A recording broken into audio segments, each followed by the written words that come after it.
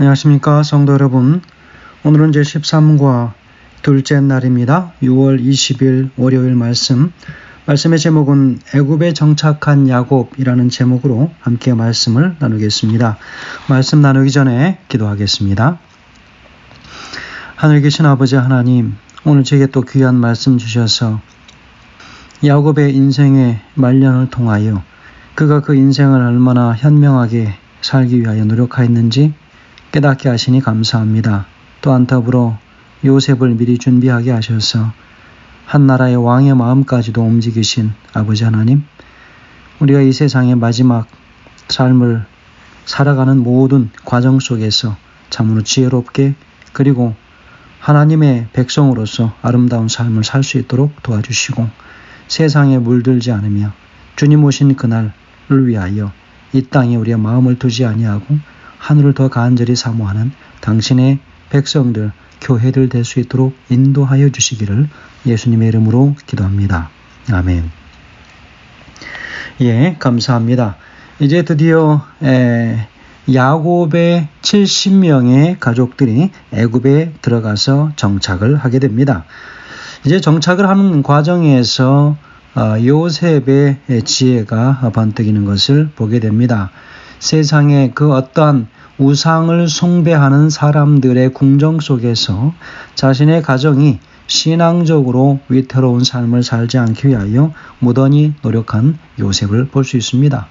요셉의 자신의 후광을 통하여 참 편하고 어려움 없이 애굽에서 살 수 있는 모든 것들이 보장되어 있음에도 불구하고 요셉은 사실 다른 형제들이 생각할 때 좀 더 편안하고 좀 더 권력을 가지고 살 수 있는데도 왜 이렇게 살아야 되나라고 불평할 수도 있었겠지만, 그러나 요셉은 하나님을 섬기며 살아가는 그 일에 조금도 그들의 애굽의 모든 문화나 종교 모든 것들이 그들을 그 가정을 지배하지 못하도록 하기 위하여 최선을 다하는 것을 보게 됩니다.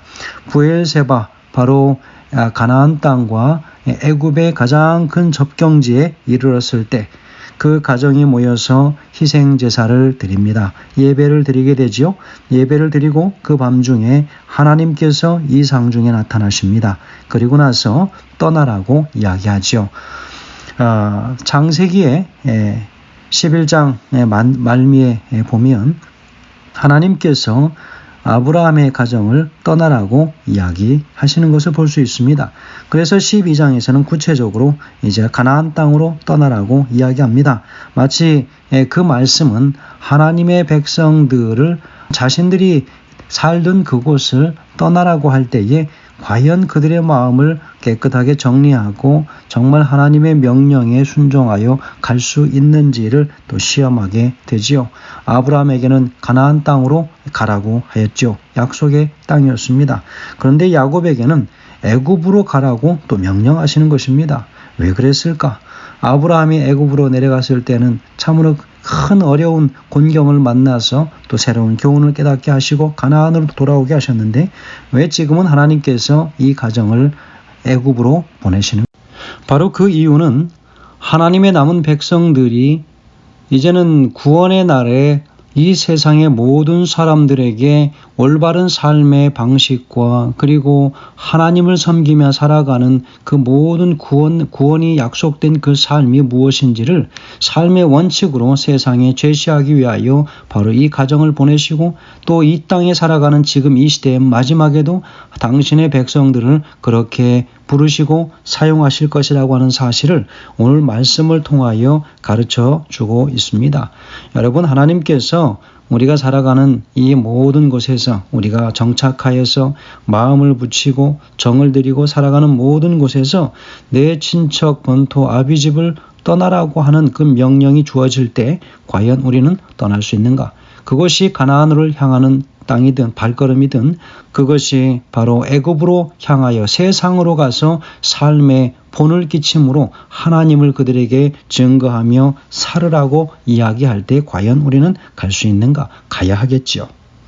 바로 오늘 이 창세기 47장을 통해서 바로 야곱의 가정이 어떻게 그곳에 정착하게 되는지를 보여주고 있습니다. 오늘 그 예로 부조와 선지자 233페이지에서 기록하기를 이렇게 이야기하지요. 요셉은 그의 형들 중 5을 택하여 바로에게 보이고 그에게서 그들이 앞으로 살 땅에 대하여 허락을 받도록 하였다. 왕은 총리 대신에 대한 감사의 마음으로 그들을 그 나라의 높은 관직에 임명하여 영화롭게 하고자 할 것이나 진심으로 여호와를 경배하는 요셉은 그의 형제들을 이교의 궁정에서 당하게 될 시험에서 구원하고자 힘썼다. 그리하여 요셉은 형제들을 권고하여 왕이 물을 때에 그들의 직업을 솔직히 말하도록 하였다. 야곱의 아이들은 이 권고를 따르고 또한 그들이 이 땅에 얼마 동안 체류하기를 위하여 온 것인지 이곳에 영주하려고 온 것이 아님을 주의 깊게 말하여 원할 때에 떠날 권고를 확보했다. 왕은 그들에게 거할 곳을 배정하였다. 땅의 좋은 곳 바로 고센 땅을 제공하였다라고 기록하고 있습니다. 성도 여러분, 바로 3절에서 보면 바로가 요셉의 형제들에게 묻되 너희 생업이 무엇이냐 묻습니다. 그들이 바로에게 대답하되 종들은 목자이온데 우리가 손조가 다 그러하니이다 하고 있습니다. 그들의 가업이 바로 목동이라고 이야기하죠. 여러분 무슨 말입니까? 자신들이 선조 때부터 대대로 골수 목자들이라고 하는 것을 이야기하지요. 4절에서도 이야기합니다. 그들이 또 바로에게 고하되 가나안 땅에 기근이 심하여 종들의 때를 칠 것이 없기로 종들이 이곳에 우거하러 왔사오니 청컨대 종들로 고센 땅에 거하게 하소서라고 이야기합니다. 요셉의 형들은 예상된 답안을 그대로 대답했습니다. 그러자 바로가 그들이 고센 땅에 거하게 해달라고 부탁한 것을 들어주었습니다. 우리도 이 땅에 살아가면서 이런 모습이 있어야 된다라고 생각합니다.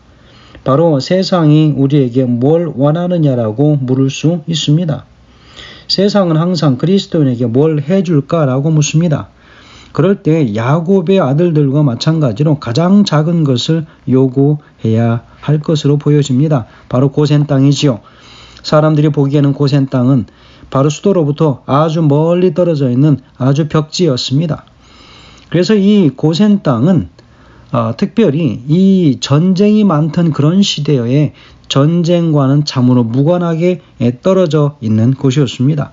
그리고 애굽 본토인들로부터 가까이 있지 않으므로 또한 그들의 여러 민족적인 그런 편애와 그런 어떤 종교적 그런 어려움을 겪지 않아도 되는 것이었습니다. 애굽의 고위직이나 애굽의 금은 보화가 아니었습니다. 많은 것을 소유하고 나면 떠나야 할 때 떠날 수 없게 되는 것이죠. 가장 작은 것을 원하는 모습, 그것이 바로 나그네 의식이라고 볼 수 있겠습니다. 여러분 미국이나 또 여러 다른 나라 유럽 여행을 갔다고 생각해 본다면 그런데 가는 곳마다 짐이 생긴다면 과연 어떻겠는가? 눈에 보이는 것 다 사고 싶고 갖고 싶은 것 다 그때그때마다 갖는다면 여러 여행지를 다니면서 그 짐은 주체할 수 없게 될 것입니다. 아무리 좋은 선물이라도 물건이 점점 많아진다면 이것은 곤란한 일이 될 것입니다. 그래서 요즘에는 많은 사람들이 미니멀 라이프라고 하는 것을 가지고 생각을 가지고 최소한의 것을 가지고 살아가는 연습을 많이 하는 모습들 보게 됩니다. 여러분 우리가 가진 것 없다라고 생각하시면 우리의 옷장, 우리의 신발장, 우리가 소유하고 살아가는 모든 것들을 보면 얼마나 우리가 소유하고 있는 것이 많은지 알게 될 것입니다. 여행할 때는 편해야 됩니다. 가벼워야 되지요. 여러분 나그네는 한 곳에 정착하여 사는 사람이 아닌 것이죠. 그들은 늘 나그네 의식을 갖고 사는 사람들이었습니다. 어떤 임금이 미운 신하에게 이놈에게 어떤 벌을 줄까 하고 고민했습니다. 그런데 그 신하를 감옥에 집어넣을 게 아니라 하사품으로 코끼리 10마리를 주었다고 합니다. 뭣도 모르는 다른 신하들이 모두 기가 막힌 하사품을 부러워했지요. 하지만 그 신하는 1년 만에 쫄딱 망했습니다. 임금이 내린 하사품이니까 죽일 수도 없고 코끼리 10마리를 먹여 살려야 했기 때문에 어마어마한 먹성을 감당할 수가 없어서 그는 결국 파산하고 말았다는 것이죠. 여러분, 이 땅에서 망하는 방법도 간단합니다. 사단 마귀도 그 방법으로 우리를 넘어뜨리려고 하는 모습을 종종 목격합니다. 쓸데없는 것을 잔뜩 쥐고 살도록 하는 것이죠. 또 그것을 유지하기 위하여 아등바등 죽을 똥 말똥 살게 하는 것입니다. 사람을 바쁘게 만드는 것이죠. 그러면서 하나님을 멀리하게 만들고 그러면서 육신과 마음에 병이 들게 합니다. 제대로 써보지도 못하고 붙들고 있는 것이죠. 반면에 세상에서 가장 강력한 인생은 어떤 것인가? 여러분, 그것은 가볍게 사는 것입니다. 작게 가볍게 먹어야 오래 살지 않습니까? 바로 그것입니다. 가볍게 살고 조금만 가질 줄 알아야 되는 것이죠. 왜냐하면 우리는 이 땅에서 완전히 정착할 사람들이 아니기 때문에 그런 것입니다. 가야 할 곳이 있습니다. 그렇기 때문에 단순하게 살아가야 하겠습니다. 너무 많은 것을 누리려고 하지 않는 모습, 나는 우리에게 그 점이 정말로 필요하다라고 생각합니다. 여러분, 죽음을 앞둔 사람이 많은 것을 원하지 않습니다. 살 날이 며칠 안 남았는데 하고 단순하게 살게 되는 것이죠. 그러나 우리는 그렇게 살지 않는 것을 보게 됩니다. 여러분, 우리의 모든 인생은 따지고 보면 시한부 인생이지요. 길지 않은 인생이기 때문에 가볍고 단순하게 살아가야 하겠다는 것입니다. 여러분, simple life라고 하는 것이죠. 단순한 삶입니다. 그것이 바로 우리 그리스도인이 이 땅에서 나그네 의식을 잃지 않고 살아가는 비결이라고 볼 수 있겠습니다. 끝내는 바로가 그들에게 고센 땅을 주지요. 그리고 그들은 가축을 다루며 사는 인생을 살게 됩니다. 참으로 단순한 인생이지만 그러나 그들은 하나님께서 자신들에게 무엇을 원하는지 그것을 알고 이제 삶을 이 이방 땅에서 시작하려고 하는 것입니다. 그러나 이것을 위해서 요셉이 얼마나 노력하고 기도하였는지 우리가 볼 수 있게 됩니다. 성도 여러분, 우리는 이 땅에 뿌리를 내리고 살아가야 할 사람들이 아닙니다. 결국 그래서 우리는 평생을 그렇게 살아가야 하겠지요. 그런데 거기에 힘이 있는 것이죠. 결국 그렇게 살아야 합니다. 그런 결심이 오늘 우리의 삶에 반드시 필요합니다. 요셉은 마지못해서 그렇게 살았던 삶이 아닙니다. 애굽 땅에서 가족들이 올 때에 그는 민족과 삶의 미래를 어떻게 할 것인가 그는 꼼꼼히 생각했지요. 목축업이라고 하는 이야기에서 이 차별 대우를 감수하며 한 곳에 따로 모여 살기로 그는 결심한 것입니다. 그러니까 결국은 출애굽이 가능한 인생이 되었던 것입니다. 우리도 인생을 그렇게 아름답게 디자인해야 하지 않겠습니까? 그런데 대부분 우리는 당하는 이런 어려움과 난관들은 우리 자신들이 대부분 자초한 것들이 많습니다. 디자인하는 대로 되기 때문이지요. 내가 멋진 가정을 이루고서 하나님 앞에 헌신하며 살고 싶다면 그 가정을 아름답게 하나님의 뜻대로 디자인해야 할 것입니다. 여러분, 하나님께서 우리에게 주시는 축복들을 참으로 우리가 잘 감당하며 살기 위하여는 하나님의 뜻에서 한치도 어긋남이 없이 그 말씀을 바로 지키며 살아가는 인생을 살아가야 하겠습니다. 오늘 우리는 야곱의 가정이 애굽에 들어와서 정착하는 이 과정을 보면서 특별히 오늘 우리가 깊이 인상 깊은 것은 창세기 47장 7절에서 보면 이렇게 기록하지요. 요셉이 자기 아비 야곱을 인도하여 바로 앞에 서게 하니 야곱이 바로에게 축복하며 그렇게 이야기합니다. 여러분, 얼마나 감동적입니까? 여러분, 특별히 축복하는 인생이 되는 야곱의 마지막 삶을 보게 됩니다. 그의 시작은 참 좋지 않았습니다. 그러나 속이는 자였지만 자기의 모든 축복을 자기가 소유하고자 하는 사람이었지만 이제는 축복을 나누어주는 사람이 되었다는 것이죠. 여러분, 우리가 주는 인생, 축복하는 인생이 되기를 바랍니다. 가볍게 살면 줄 수 있는 인생이 되는 것이죠.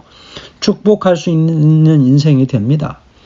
축복까지라도 다른 사람에게 주는 것이 기쁨으로 여겨지는 삶을 사는 것이죠. 이 땅에 애착을 두지 않고 사는 사람은 그렇게 살 수 있습니다. 여러분, 야곱을 우리가 주의하여 보아야 합니다. 야곱이 지금 애굽으로 온 이유가 무엇입니까? 먹을 게 없어서 빌어먹기 위해서 왔습니다. 사실 그런데 바로를 만나자 바로 축복을 한 것입니다. 이런 행동에는 큰 위험과 권위가 있는 것을 보게 되지요. 창세기 47장 7절에서 10절까지의 말씀을 보면 이렇게 기록합니다. 요셉이 자기 아비를 인도하여서 바로 앞에 드리고 이제는 바로 그 앞에 가서 야곱이 그에게 축복하는 것을 보게 됩니다. 야곱에게 묻되 내 연세가 얼마뇨? 묻습니다. 야곱이 바로에게 고하니 내 나그네 길의 세월이 130년이니이다. 나의 연세가 얼마 못 되니 우리 조상의 나그네 길의 세월에 미치지 못함이나 험악한 세월을 보내었나이다 하고 야곱이 바로에게 축복하고 그 앞에서 나오니라 그랬습니다. 여러분, 야곱은 영적 자부심이 있었던 사람이었습니다. 세계 최강국의 왕 앞에였지만 세속의 권력보다 하나님의 복이 더 크다고 그는 생각했습니다. 오히려 그는 영적인 그 힘에 있어서 바로의 그 모든 영향력을 그가 흡수하는 그 모습을 보게 되지요. 만일 여러분 이런 의식이 없다면 애굽 왕 바로 앞에 서서 온갖 아부를 다 늘어놓았지 않겠습니까? 하지만 단연 하나님의 축복이 더 크다고 생각했기 때문에 그는 당당하게 하나님의 복을 그리로 흘려 보냅니다. 애굽의 바로는 신격화된 존재였습니다. 그 자체가 신이었습니다. 그러나 그 신들의 전쟁 앞에서 야곱을 통하여 하나님께서는 바로 그 바로의 힘을 꺾어버리는 것을 보게 됩니다. 여러분, 우리는 신앙 앞에서 하나님 앞에서 우리는 당당해야 합니다. 우리가 교만하라고 하는 것이 아니라 참으로 겸손한 가운데 하나님의 이름을 높이는 그 일은 오늘 우리의 삶에 참으로 중요하지요. 오늘 특별히 야곱의 이 모습을 보면 야곱은 그가 특별히 바로 앞에 설 때에 앞에 서다라고 하는 이 동사는 일반적으로 제사장의 일을 나타내는 상황 속에서 사용되는 단어가 사용되었다는 것이죠. 애굽에서는 바로가 가장 높은 제사장의 위치를 가지고 있었다는 사실을 고려해 본다면 야곱이 바로를 축복했다고 하는 사실은 영적인 면에서 보면 야곱이 애굽의 가장 높은 제사장이었던 바로보다 더 높은 위치에 있었다고 하는 사실을 볼 수 있습니다. 성도 여러분, 하나님을 믿는 것은 당당한 일입니다. 그곳에서 우리 하나님을 마음껏 증거하고 그분을 높이는 그 일에 조금도 부족함이 없게 되길 간절히 축원드립니다. 오늘 바로의 배려로 인해서 애굽 땅에 정착하게 된 야곱은 자신보다 훨씬 높은 지위에 있었던 바로의 영적인 그 능력을 다 흡수해버리는 그런 영적 우월성이 있었음을 오늘 우리가 보게 됩니다. 성도 여러분, 참으로 겸손하게 우리 하나님을 증거하며 오늘도 생애하시는 우리 모두가 되길 간절히 바라면서 말씀을 드립니다. 감사합니다.